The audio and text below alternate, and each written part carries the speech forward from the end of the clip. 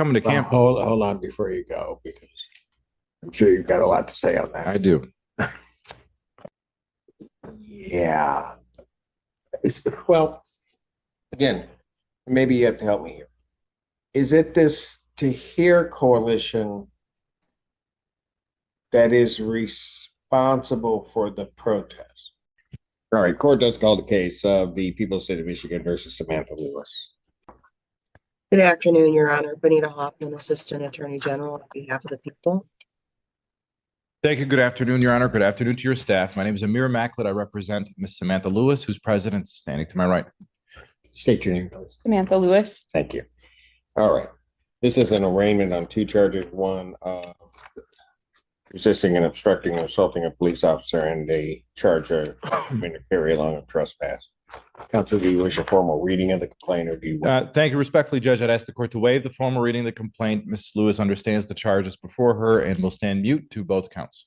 All right. Defendant having waived formal reading, standing mute. Court will enter a not guilty plea as to both counts. I will set this for a probable cause conference.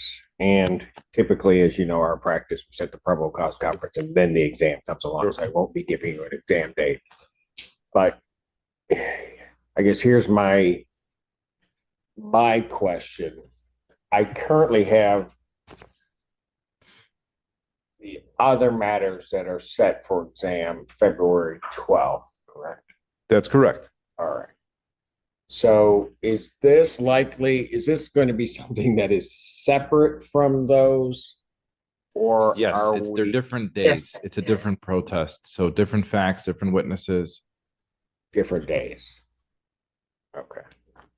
It's still the same, essentially the same witnesses. It's the U of M police department. But yeah, there are separate facts and separate dates. Separate officers, even. I don't think we'll have an exam on the 12th for this particular case, not with as many co-defendants as we have on the other case. I think that exam will run for, quite a while, just because there's 5 or 6 co-defendants. Okay. And okay, here's what I'll do then. I'll set a probable cause conference for January 23rd, 2025 at 12:30. Timelines having been waived, then we'll figure out, after looking at everything, where this one will go from there. All right. Any issues regarding bond on this case? Your Honor, with respect to bond, we are asking that you not have any contact with the University of Michigan's properties or any of the University of Michigan property or students except as necessary for medical care. We're asking that you refrain from any assaultive conduct. We're asking that you not have any contact with the Tahrir Coalition, which is an organization. I'm sorry? Tahrir, TAHRIR Coalition. Okay. And that you not have any contact with Alice Elliott or Josiah Walker.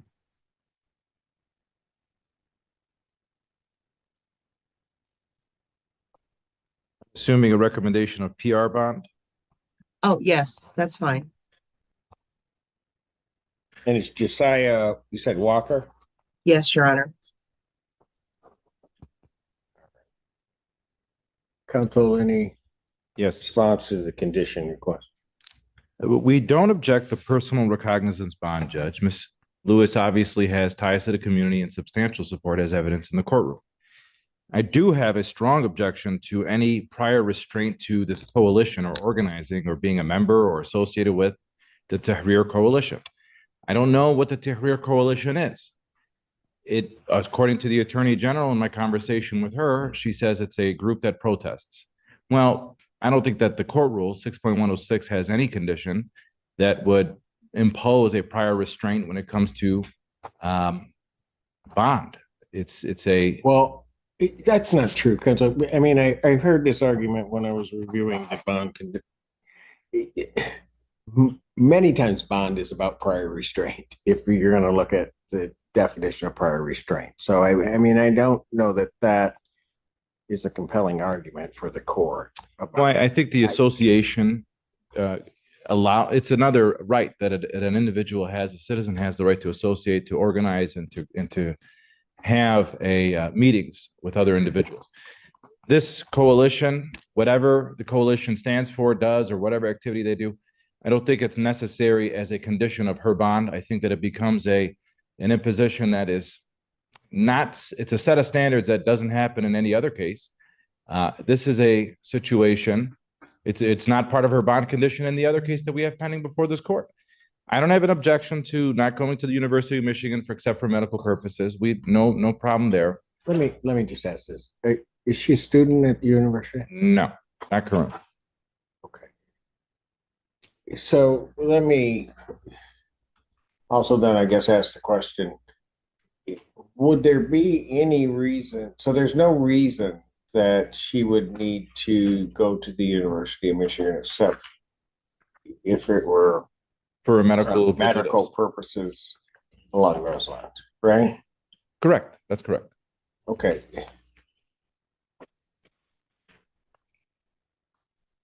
I see that her address is a Detroit address. That's correct. That's correct. Okay. So is there any reason that she would need to be in Washtenaw County? And I'll tell you why I'm asking that. It may seem broad, but I also don't believe in placing individuals in positions where they may violate a condition of bond and not now. If it were easy, even for those of us that reside in this county, to figure out exactly where University of Michigan property is, then I wouldn't have a problem. But you could be walking along and all of a sudden she could find herself on U of M property, not necessarily meaning to, but then in at least technical language violating the bond conditions. So I try to set parameters that may seem rather restrictive, but also are clear for defendants. And one of the other things certainly let you talk. The other thing is I could not do, for example, I can't say Ann Arbor because University of Michigan properties exist within Washtenaw County, outside of the city of Ann Arbor. Well, Judge, there's campuses in Flint, there's campuses in Dearborn. There's. No, I know, yeah. But I'm more worried about here right now. I can't. My wonderful colleagues around the state can worry about those other places. I just have to worry about here. So, Judge, she has ties to Washtenaw County. If the court's thinking about imposing that, she does have ties to Washtenaw. So I don't know where the court would like to go in terms of imposing a no contact order with the county of Washtenaw. She has ties here. Familial ties, personal ties, friendship ties, work associated ties. All right, there's going to have to be some information given to the court about this. Is it Tahir Coalition? So you're I don't. Go ahead.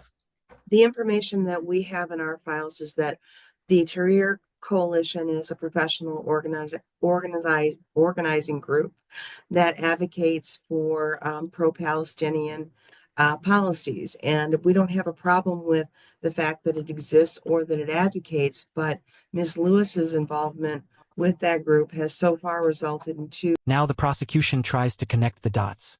And this is a key moment. They're not just talking about the group anymore. They're pointing directly at Samantha's actions during protests. Leading crowds, using a loudspeaker, and allegedly resisting officers. Their argument, her involvement in this group is leading to repeated confrontations with law enforcement. But here's the problem. The judge isn't fully convinced yet. He's digging deeper, asking a crucial legal question. Is the group causing the behavior, or is the individual responsible for her own actions? That distinction matters a lot in court. What do you think? Is this pattern enough to justify restrictions? Arrests for her that have resulted in charges for resisting and opposing a police officer. And for that reason, we're concerned about the contact that she has with them and the work that she does on their behalf, because it is leading to that kind of assaultive behavior. But are you indicating that her connection to the group, that she somehow is causing others in the group to act in a certain way, or that by her being part of the group, she's now acting in a certain way? I guess I'm unclear as to that. Sure, Your Honor. I don't know if the group is causing her or if she's causing the members of the group to behave the way that they're behaving. But at the last case, a juvenile was arrested for resisting and opposing as well. We elected not to charge her, but there was a juvenile that was involved in this particular protest. She was sort of the ringleader. She was the one that had the loudspeaker. She spoke over the officer who was trying to get the people to disperse and put down signs that they had pointed edges on the sticks. And then she resisted the police officers when they went to arrest her. So our position on it is I don't know if she's the cause or if she's caused, but either way, she's behaving inappropriately. If she was just speaking, no problem. Right, but outside of the behavior that different sides may disagree on, I'm trying to figure out what the correlation is between the behavior that is alleged and her participation or alleged participation with this group or coalition. I'm not following it, I guess. Your Honor, I understand the court's concerns, and in light of the fact that she could do work with the organization, I would rephrase my request to be that she not be involved in any protests with the organization. Judge, we're not coming to camp. Hold on before you go, because I'm sure you've got a lot to say on that. I do. Yeah. Well, again, maybe you have to help me here. Is it this To Hear coalition that is responsible for the protest? Is that the piece I'm missing? That's what we believe to be the case, Your Honor. Okay. And so, again, so that I'm clear, that the To Hear coalition is alleged, or at least thought to be responsible for the protest. And so you want to restrict this individual's participation with that group because of their responsibility for organizing the protests that have led to this. That's correct. Okay. All right. At least understand their position. Maybe I agree, don't agree, but go ahead. Very well. Thank you, Judge. Respectfully. The defense, and the court is no surprise, the defense is this is free speech, that these are protests, and that this is indicated that she's presumed innocent until proven guilty from the very outrageous, ridiculous, and with no merit to the charges that she's brought now twice. Okay, this is going to be very litigated. Her position is that she's not guilty and that she's going to be presumed innocent until proven guilty. The bond conditions, Judge, are supposed to be set so that somebody comes before this court and that there's community safety and other provisions that we've already accomplished one provision of safety for the community. She's not going back to campus. Nothing associated with the University of Michigan. We agree. The further condition of association with Tahrir Coalition, whether or not they're the reason for this group that organizes protest or not, that's, to me, I don't think that they are. I think that the reason why these protests occurred is because the genocide that was happening in Gaza. So whether it's Tahrir organization, Students for Justice in Palestine, any other of the dozens and dozens of groups that are standing and against what the purpose of that protest, they could have been associated with as well with these protests. You can't just pick one group and say you can't be a part of that because we believe with no evidence. It's just it's a summarily stated statement by the AG at this point that she can't associate with it. It doesn't have any reason or purpose in a bond condition. It's not necessary. We're not going to campus. We're not going to have any more protests. She's not protesting. There's a ceasefire, thankfully, that we've heard of. So I think that the situation has calmed down a bit. However, it's unnecessary at this point, Judge. And 6.106 it's not required. When we get to the other issues of no contact with the co-defendants, Judge, we have joint defense agreements in this case with the other case. I don't know if we're going to do the same in this case, but the lawyers will be communicating. And there is going to be time when our clients are going to be in rooms with the co-defendants while we're communicating defense in this case. I'm letting the court know that from now. We've been in talks, and we're going to continue to talk to defend our clients. So outside of that, no problem. We're not going to have contact. But I just want to make the court aware that there are joint defenses in this case. I understand that, and I don't think the court's order would in any way be interpreted to cover the scenario that you're indicating. Thank you, Judge. I mean, I don't think it could. So that's the first part of that. The other part, though, is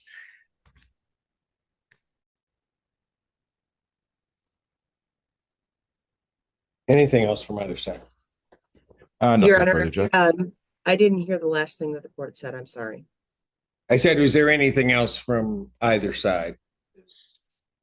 No, Your Honor. I will indicate that I'll set the defendant's bond at $10,000 personal recognizance bond. She's not to leave the state of Michigan without permission of the court. She's not to commit any crimes, she is not to commit any crimes. She's immediately notify the court of any change of address. She is not to use any illegal substances. She is not to purchase, possess, or Here comes the decision, and it's a balanced one. The judge allows a personal recognizance bond, meaning no upfront payment, but adds structured conditions to maintain control. He restricts access to University of Michigan property, directly tied to the alleged incidents, but refuses to block her from associating with the coalition. Why?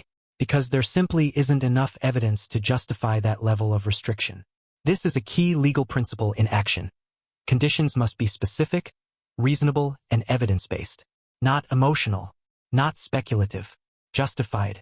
Do you agree with this balance, or should the court have gone further? firearms, ammunition, or anything fashioned to be a weapon. I think that it's too broad regarding the request. Well, there are two real issues here. One being the To Hear Coalition.